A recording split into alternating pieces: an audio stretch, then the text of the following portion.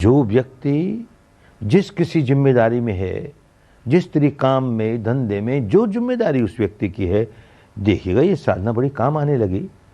2 घंटा खराब कहाँ हो रहे हैं।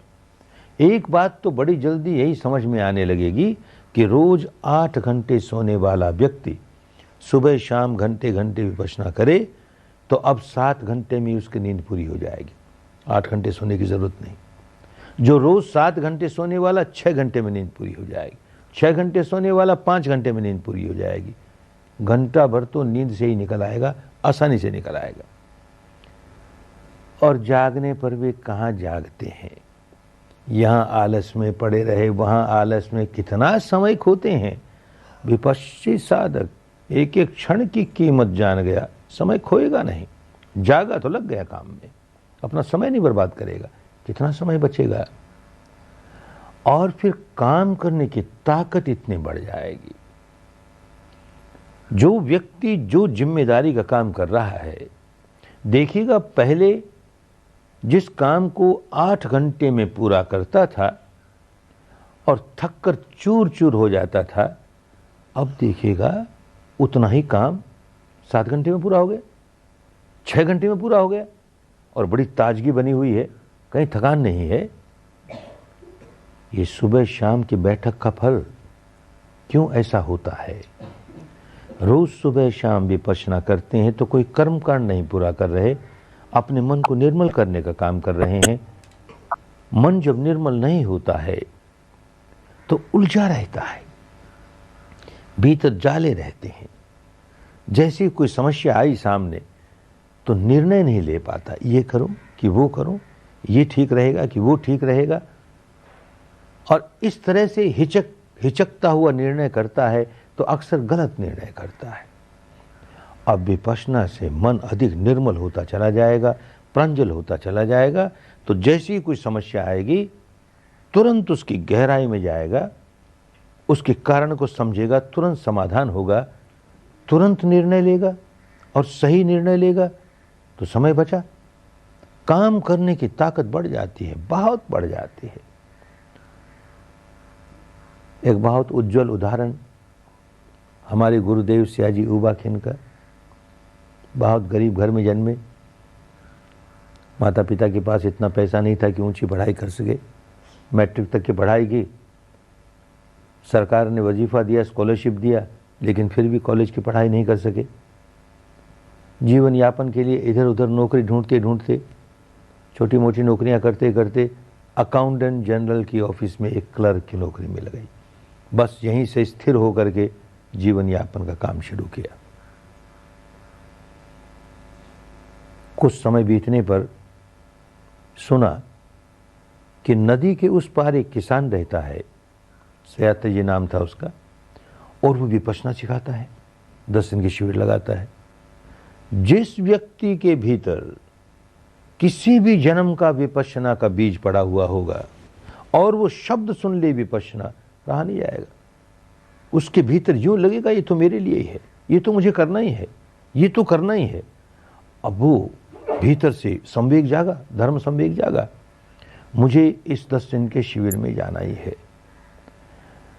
लेकिन जानता था बड़े अफसर जो हैं वो छुट्टी देंगे नहीं 10 दिन की, फिर भी बड़ी हिम्मत करके उनसे कहता हमको 10 दिन की छुट्टी। उन्होंने कहा नहीं, अभी बजट का समय है, अकाउंटेंट जनरल के ऑफिस में इतना काम है, नहीं छुट्टी मिलेगी। सोचता है जाना तो है ही। उन्होंने धमकी दी कि नौकरी से निकाल दिए जाओगे। अरे भले निकाल दिया जाए, हमें तो जाना ही है। चले गए और 10 ही दिन में इतना कुछ प्राप्त किया।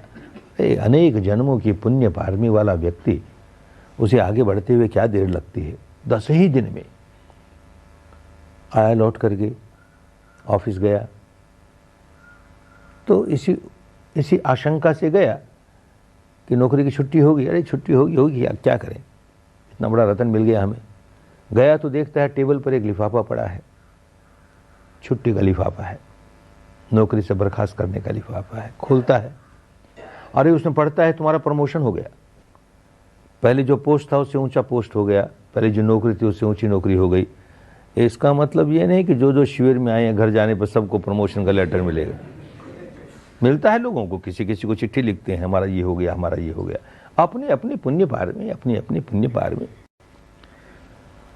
अब इस रास्ते जो पड़ा सो पड़ा, अपनी जिम्मेदारियां सारी निभा रहा है, खूब अच्छी तरह काम करता है और इस ध्यान के मार्ग में आगे बढ़ता चला गया। ये मार्ग ही ऐसा है धर्म का कि लोक भी सुधरता है, परलोक भी सुधरता है, लोकोत्तर अवस्था तक पहुंचाता है। हर कदम कल्याणकारी, हर क्षेत्र में कल्याण ही कल्याण। ये व्यक्ति बढ़ते बढ़ते देश का पहला अकाउंटेंट जनरल बन गया। बर्मा देश आजाद हुआ तो सरकार ने सारे शासन का बर्मीकरण किया, स्वाभाविक था। शासन में जितने ऊंचे अधिकारी थे सारे के सारे या तो अंग्रेज थे या भारतीय थे।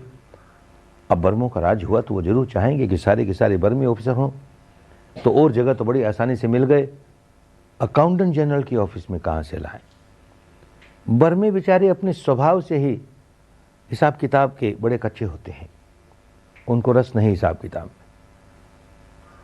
तो उस ऑफिस में तो बर्मा कोई गिनती के ही दिखे। तो ये छोटे ऑफिसर ऊ बा खिन, इनको अकाउंटेंट जनरल बनाया गया।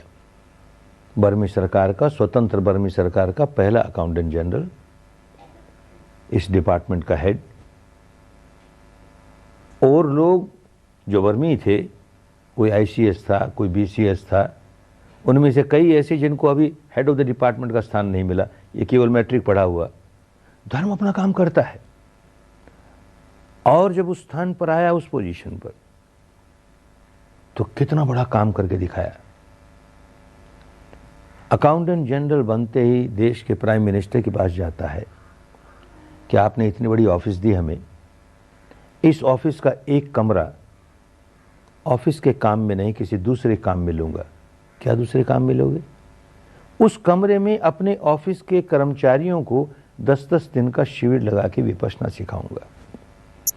और कोई प्राइम मिनिस्टर होता तो डांट पड़ती, ये प्राइम मिनिस्टर बड़ा भला, बड़ा धार्मिक व्यक्ति, अरे उबाखिन जरूर करो, ये तो अच्छी बात है, जरूर करो।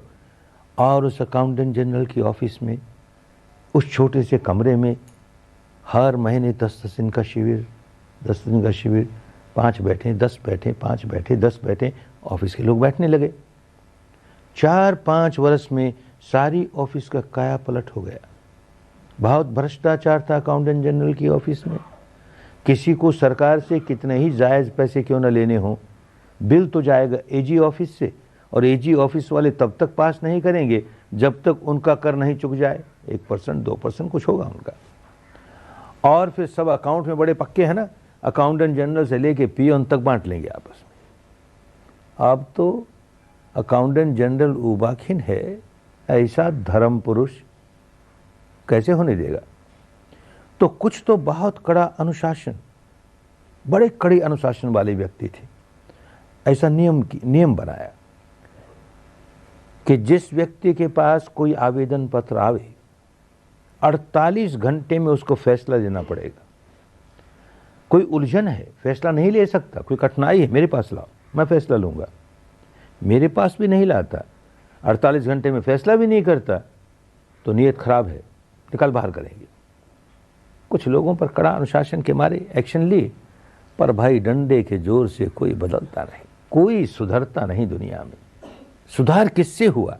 ये जो धर्म की गंगा में डुबकी लगनी शुरू हुई, धर्म की गंगा में डुबकी लगनी शुरू हुई, बदलने लगे। लोगों में चर्चा हो गई, चर्चा का विषय बन गया अकाउंटेंट जनरल की ऑफिस, भ्रष्टाचार का अड्डा। अब वहां भ्रष्टाचार देखने को नहीं, क्या हो गया? प्राइम मिनिस्टर सुनता है बड़ा खुश, बड़ा भला प्राइम मिनिस्टर था, ईमानदार था, चाहता था देश का शासन सुधरे। जिस देश का शासन सुधरता है उस देश की प्रजा सुधरने लगती है।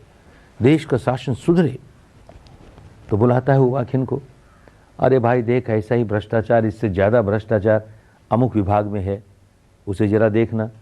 मैं तो सरकारी नौकर हूँ, वहाँ हमारा तबादला कर दो, उसको संभालेंगे। नहीं, वहाँ ट्रांसफ़र कर देंगे तो इसकी लुटिया फिर डूब जाएगी। इसको भी संभाल और उसको भी देख, उसको भी देख। एक बार में ये व्यक्ति कभी ऐसा भी हुआ कि एक बार में 4-4 विभाग का अध्यक्ष है, एक एक डिपार्टमेंट का हेड हो करके ईमानदारी से काम करे और वहाँ के लोग सारे भ्रष्टाचार वाले हों, उनके भ्रष्टाचार दूर करे। कितना कठिन होता है, जो बेचारे भुक्तभोगी हैं वही जानते हैं कितना कठिन होता है। 4-4 विभाग में काम कर रहा है। ये सब इसलिए बताते हैं कि काम करने की ताकत कितनी बढ़ जाती है, कितनी बढ़ जाती है।